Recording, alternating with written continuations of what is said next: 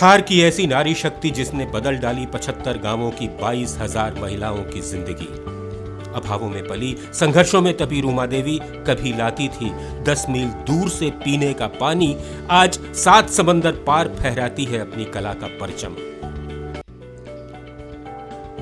ग्रामीण विकास एवं चेतना संस्थान ने जगाई ऐसी अलख कि जीत डाले टेक्सटाइल फेयर सहित कई अवार्ड। केबीसी ने दिया मंच तो राष्ट्रपति के हाथों मिला नारी शक्ति सम्मान। नमन महिला सशक्तिकरण को तो अभिमान नारी शक्ति पर। अंतर्राष्ट्रीय महिला दिवस एक अवसर है महिलाओं की उपलब्धियों का जश्न मनाने का और उनके संघर्षों को सलाम करने का। आज हम आपको लेकर आए हैं राजस्थान के सुदूरवर्ती रेगिस्तानी जिले बाड़मेर में। रूमा जी, अभी अंतर्राष्ट्रीय महिला दिवस है, सभी जगह पे ये बातें होती हैं कि महिला सशक्तिकरण होना चाहिए। महिलाओं के दिमाग में बहुत सारी चीज़ें होती हैं कि कैसे वो खुद पर विश्वास करें। ये बहुत मुश्किल होता है अपनी क्षमता को पहचानना, उस पर विश्वास करना और फिर उसी आधार पर सारी दुनिया से लड़ जाना। तो आप किस तरीके से महिलाओं को कहना चाहेंगे कि जो आपका संघर्ष है उससे क्या शिक्षा बाकी महिलाएं ले सकती हैं? सबसे पहले तो सभी महिलाओं को महिला दिवस की बहुत बहुत शुभकामनाएं।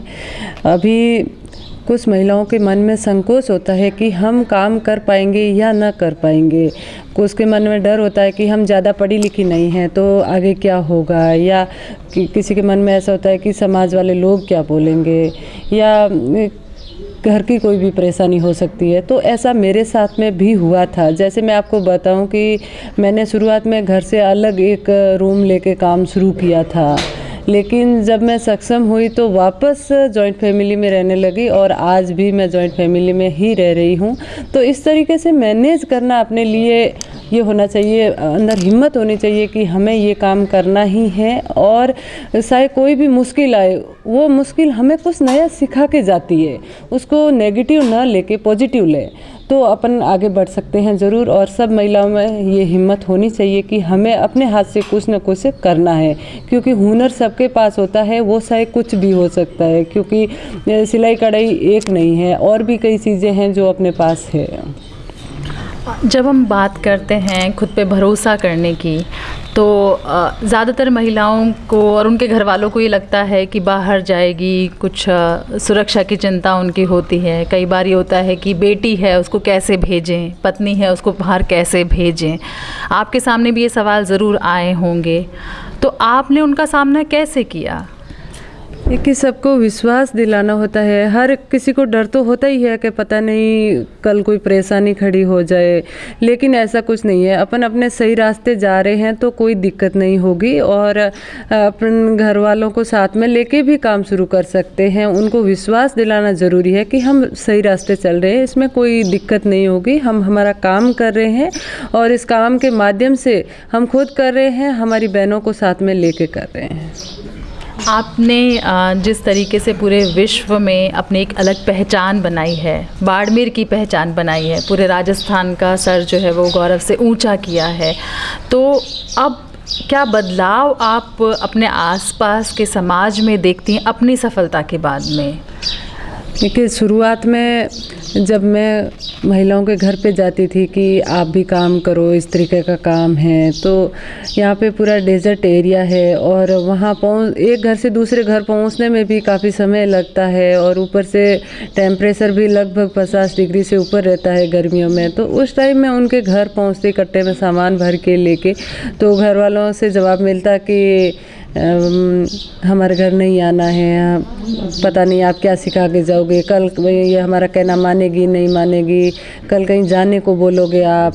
तो एकदम निराश हो जाते थे कि हम हमारे लिए जो कर रहे हैं वही बेटर है, क्यों करें इनके लिए। लेकिन जब महिला से बात होती तो वो उनका मन होता था काम करने का, तो हम फिर उनके घर वालों को समझाते कि इनको कहीं नहीं जाना पड़ेगा, ये घर का पूरा काम करके जो भी इनको दिन में 2-3 घंटा टाइम मिलेगा उसमें ये काम करके देगी।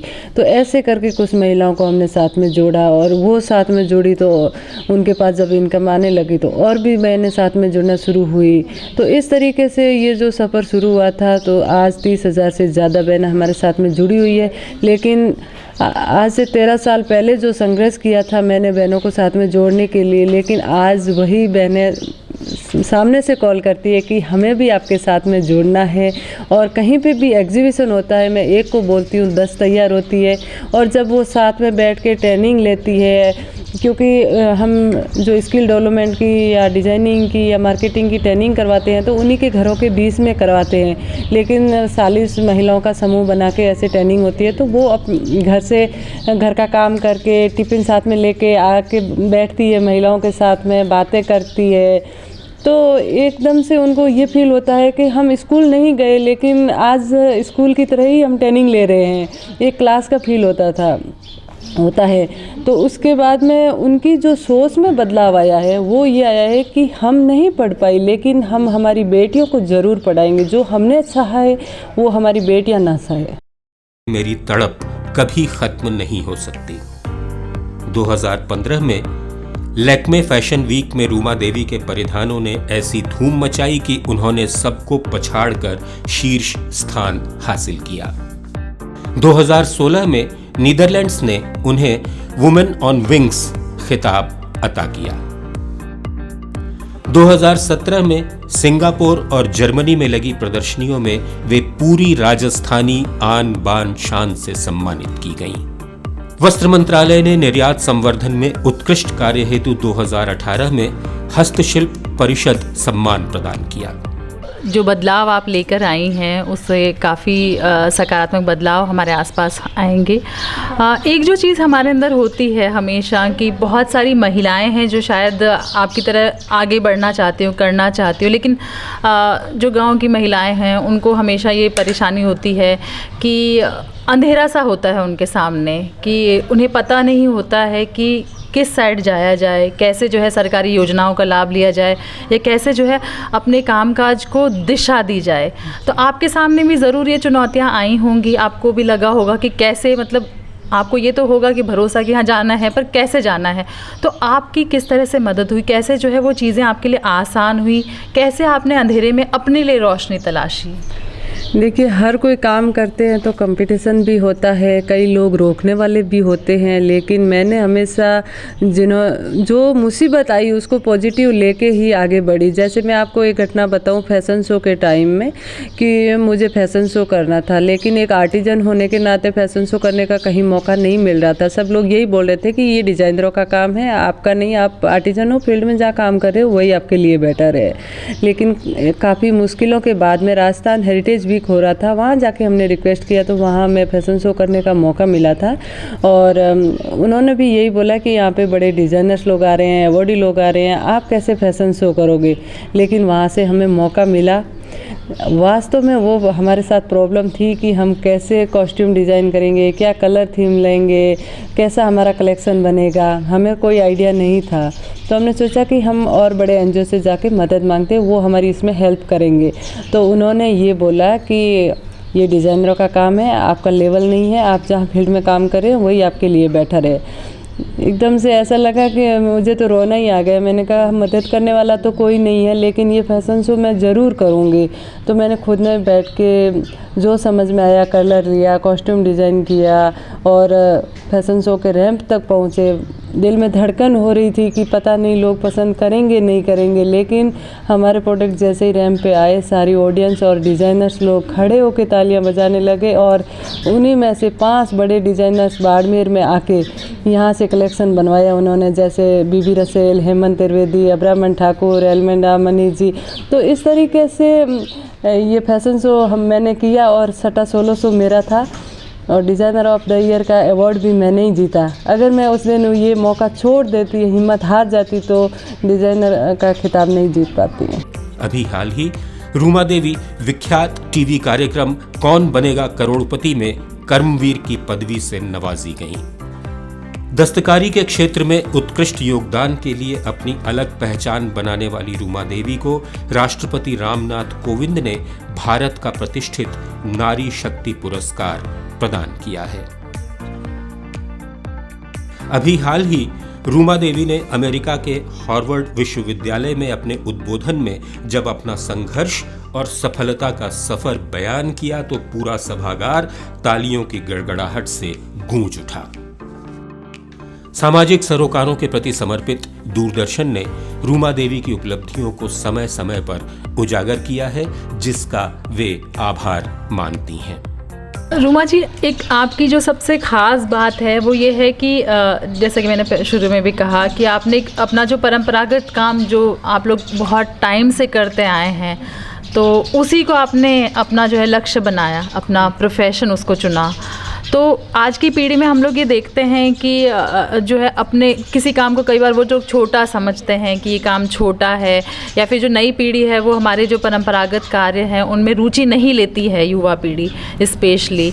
तो आपने जो पोटेंशियल देखा, तो आप क्या संदेश उन लोगों को देना चाहेंगे कि कोई भी काम छोटा नहीं होता है, हर काम में जो है ख़ास तौर से जो हस्तशिल्प कला से जो हमारी जुड़ी हुई चीज़ें हैं उनको हम लोग निखार सकते हैं, तो उनको क्या संदेश आप दे पाएंगे?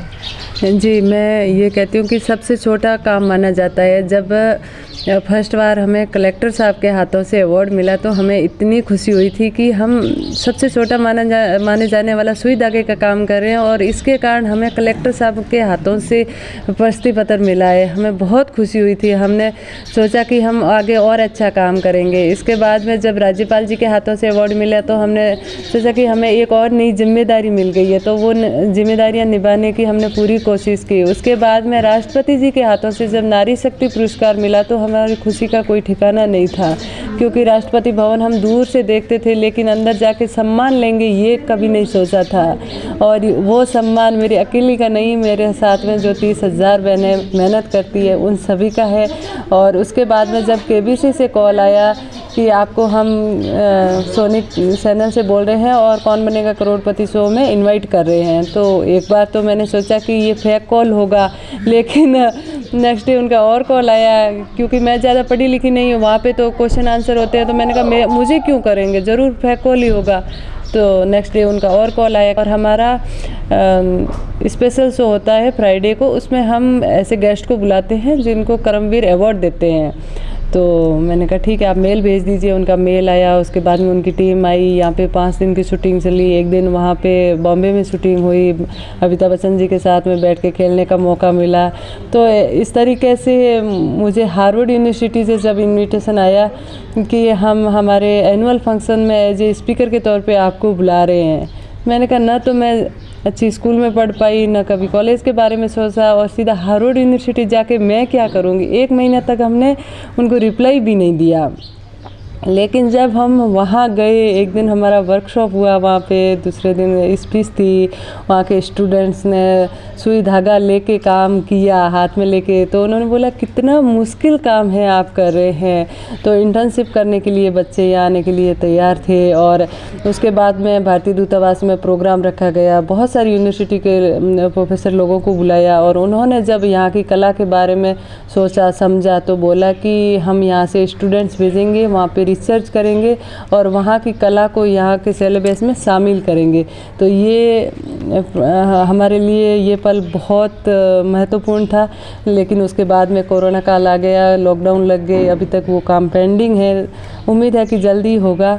उसके बाद मुझे पीएचडी की मानद उपाधि ज्योतिराव यूनिवर्सिटी से मिली। तो ये सारी उपलब्धियाँ, मैं कम पढ़ी लिखी, छोटा काम था लेकिन मैंने हासिल की। इसलिए मैं सभी जो युवा पीढ़ी है, जो पढ़ लिख रहे हैं बच्चे, उनको हमेशा यही कहती हूँ कि अपना कैरियर अपने गांव से शुरुआत करें, क्योंकि अपने गांव में ऐसे काम हैं जो उसके माध्यम से अपना कैरियर बना सकते हैं और अपने गांव के लोगों को रोज़गार दे सकते हैं। जी। और जैसे कि आपने कहा कि आपने बहुत बड़े बड़े अवार्ड आपको मिले, बहुत बड़ी बड़ी जगह आपको इनवाइट किया गया, तो उसके बाद में पुरुषों की सोच जो आपके चाहे घर में हो चाहे आस पड़ोस में हो, उसमें भी आपने कुछ बदलाव देखा?